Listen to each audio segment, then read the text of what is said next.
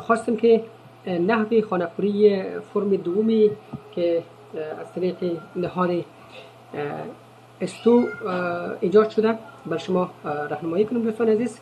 این سعی کنین به دو زبان هست، انگلیسی و فارسی.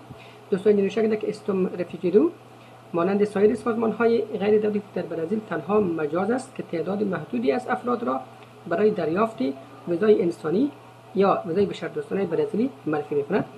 برای اینکه وضعیت شما را درک کنیم از شما خواهش میکنیم که این فرم را خانه‌پوری کنید. دوستان عزیز این فرم ما شما خانه‌پوری میکنیم. مثلا ما اینجا ایمیل خود دادیم.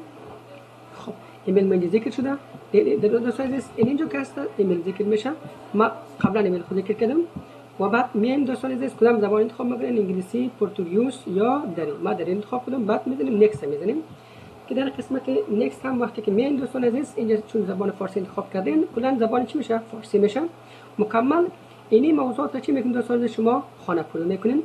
زمان مثلا اینجا ایمیل شما خواسته باز دوباره مثلا مرد هستین زن هستین، نمبر تلفن شما، واتساپ شما، دیگه تاریخ تولد شما، آیا شما یک طفل هستید، یه مثلا مشخص میکنه که شما طفل هستین یا مثلا نه.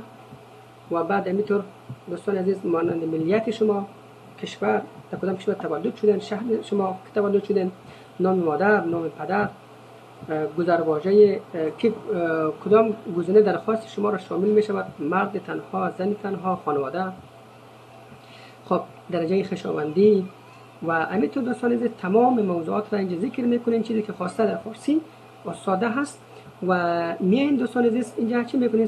سابمیت که میتونین مکمل تمام موضوعات شما چی میشه با اونها ارسال میشه.